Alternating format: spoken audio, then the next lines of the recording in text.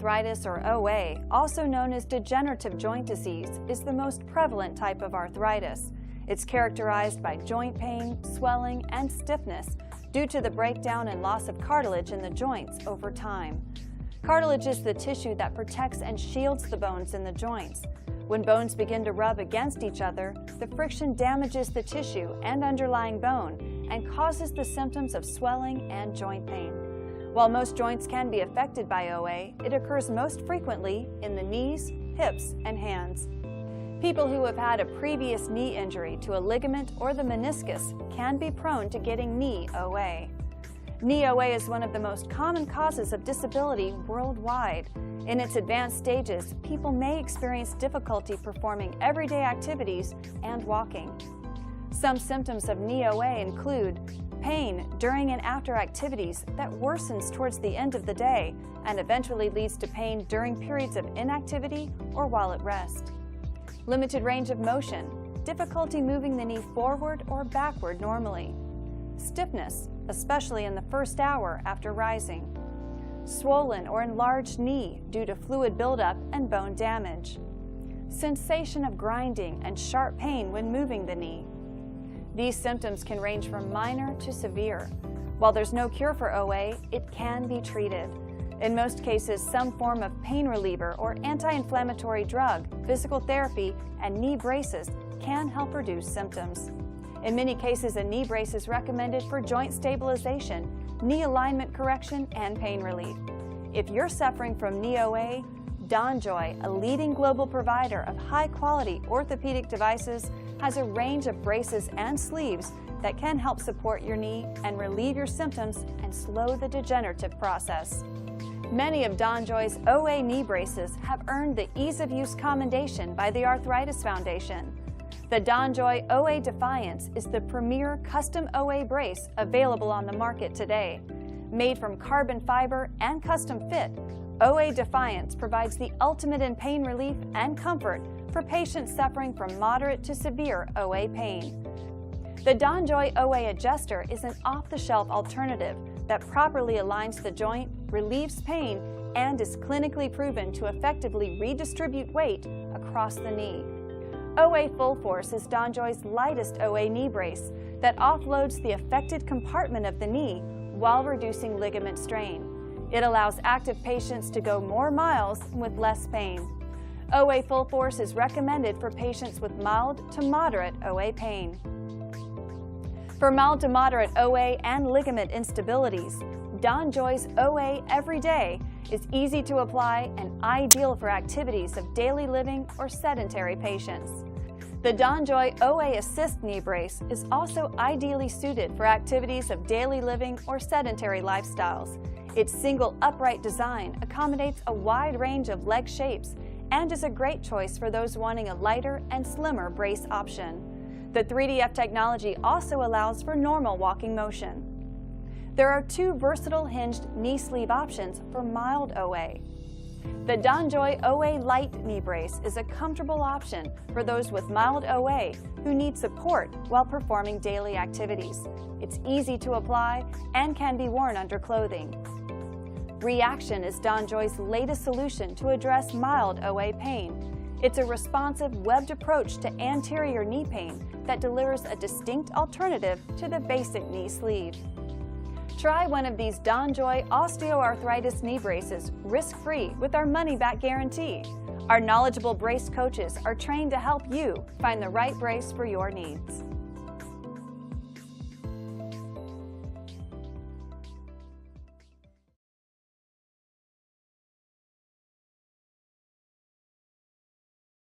The biggest issue for athletes coming back from an ACL surgery is confidence once they reach the field or start to do those agility-related exercises that lead them back to sport. And Robert Griffin III is down on the ground and can't get up. Lattimore wrapped up by Lathers, and the ball came out, but they're going to rule Lattimore down, and Lattimore is hurt. Oh no. Marcus Lattimore hurt. And now has dropped back. Vaughn over the top, and she is down heavily.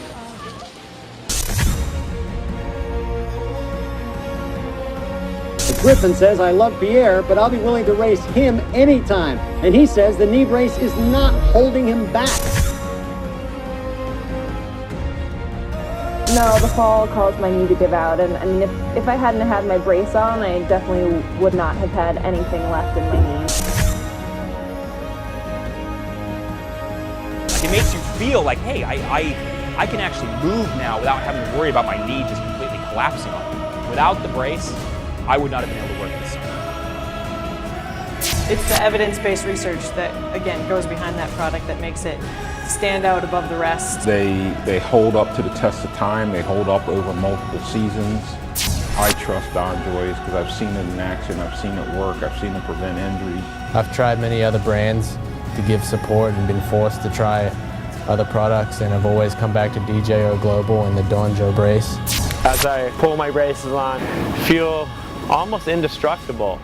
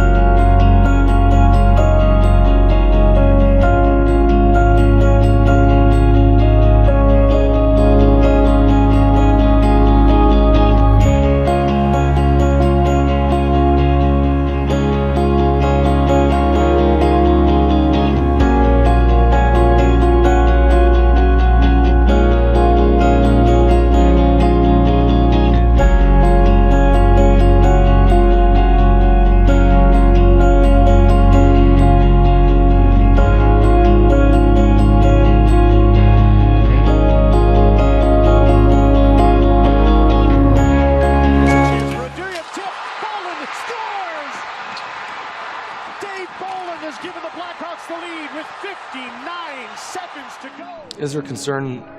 Yes, there's concern around the NHL. It's a high-paced game. It's a fast game. It's speed, and you never know what's going to happen. I've had a few before. It's estimated that anywhere between 15 to 20% of athletes involved in high-risk sport are going to get a concussion each season. This works out to 3.8 million injuries per year in the U.S. Absolutely unloads on Johnny Boychuk, who didn't see him coming. Although the media has dedicated a lot of attention towards these injuries in professional athletes, the vast majority of these injuries are actually happening in young amateur athletes. Now, if you're a professional athlete, you have access to a team doctor, training staff, and coaches that are all on the same page. So you have preseason baseline testing, early prompt diagnosis, and a proper return-to-play management strategy. However, what happens to the Pee Wee hockey player or the high school football player? There's no programs that exist like this for them. There's no team doctor that they go to.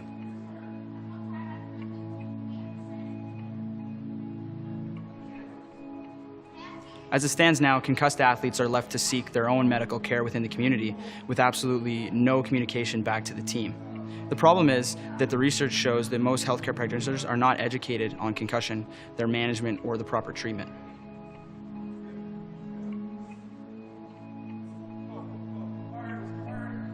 We're talking about one of the most prevalent injuries in sport and one that has the most concern amongst parents and athletes, yet it is also the most frequently mismanaged injury. A concussion happens when someone receives a blow to their head or elsewhere on their body, which causes the brain to accelerate or decelerate within the skull. These forces cause a disturbance in brain cells, which ultimately results in an energy deficit. The energy stores will continue to deplete over the next 3 to 5 days.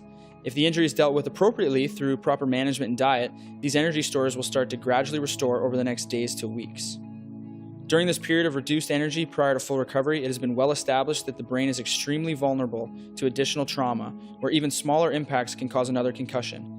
And these second concussions can cause severe brain injury with potentially permanent or fatal outcomes. The issue with concussions is that symptoms, meaning how you feel, does not coincide with brain recovery. Typically, someone feels better within 3 to 7 days following injury. However, the research has shown that the brain does not fully recover within this period. So this means that even though someone feels better, they are still at great risk. The only way to truly know when someone has recovered and is out of this vulnerable state is to compare their abilities to when they were healthy. This is what's known as a baseline test. A good baseline assessment should consist of a battery of tests to examine every area of brain function which could become affected during the concussion. This testing must be done prior to starting the season and before the athlete gets injured. This way, if the athlete does get a concussion, we can compare their post-injury state to their baseline parameters to determine when they have fully recovered and are actually safe to return to their sport. Yeah, everybody does preseason testing. I think it's right before every season we do one. Okay. And the limited number of athletes that are actually already doing baseline testing are currently relying on computerized testing, and these tests have been shown to be inadequate as a standalone measure. Parents might be familiar with the computerized testing schools spend big bucks on to give athletes baseline tests. But doctors say the computerized tests were unpredictable and did not show them when an athlete was ready to return.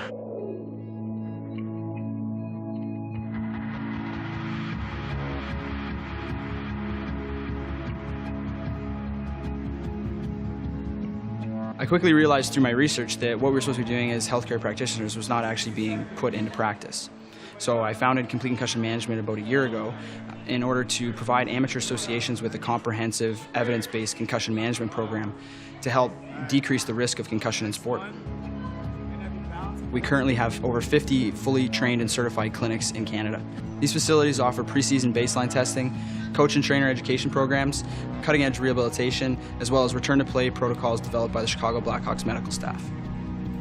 So the way this program works is that if an athlete is baseline tested at any one of our clinics, they get an ID tag, and that ID tag is fastened onto their sports bag and is also linked with an electronic health record system that stores all of their data. So if an athlete is tested in, let's say, Toronto, and they're playing in a hockey tournament or a soccer tournament in another city, and they get injured, they can walk into another clinic in that city and be tested and compared against their own baseline.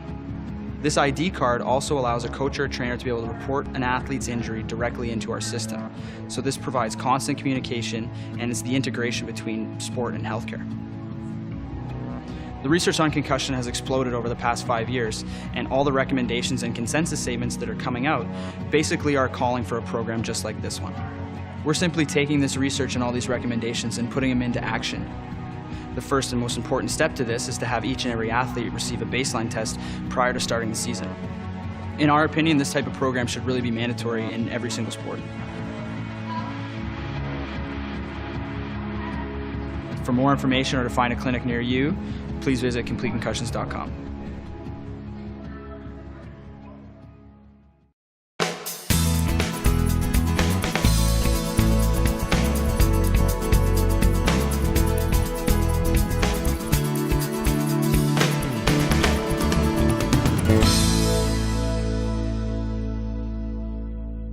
Once the athletes get hooked, that's really where you start to see the benefit. And when coaches start talking about it, you know it's something that's valuable to them for their performance and on the field or on the court.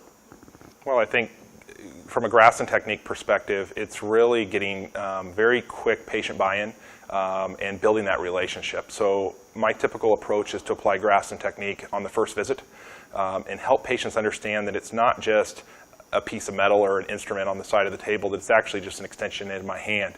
And when patients are touched, there's a very powerful emotion and physical layer to that. And so when I can incorporate the Graston instrument as part of my evaluation, I see amazing buy-in from the patients. And I see patients that get very excited, and it just transcends right into treatment and allows me to just provide results that I'm not able to do as efficiently with other techniques.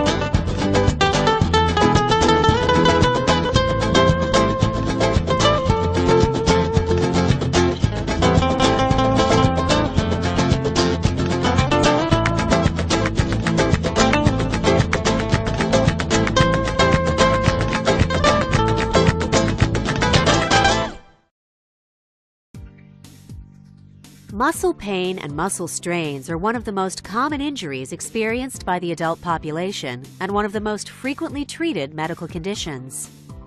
Following any compromise to one or more of a muscle's motor unit, a resultant damage to the actin and myosin occur. Pain nerve receptors, also known as nociceptors, then convey pain specifically through the C fibers.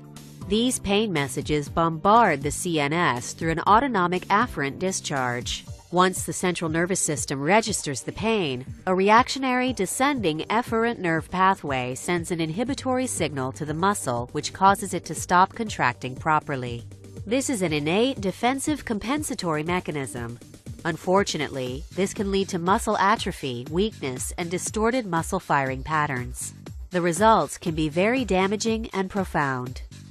The application of certain healing technologies can activate local mechanoreceptors. In particular, the modality's application has been shown to stimulate Merkel cells that in turn send signals to the CNS, thereby reducing the capacity of the pain to reach the brain. This proven and widely accepted mechanism is known as the gate control theory. This neurological mechanism restores normal nerve activation to the damaged muscle, which increases the muscle contractility, reduces atrophy, and restores normal biomechanical function to the damaged muscle. Experience the science. Experience the revolution.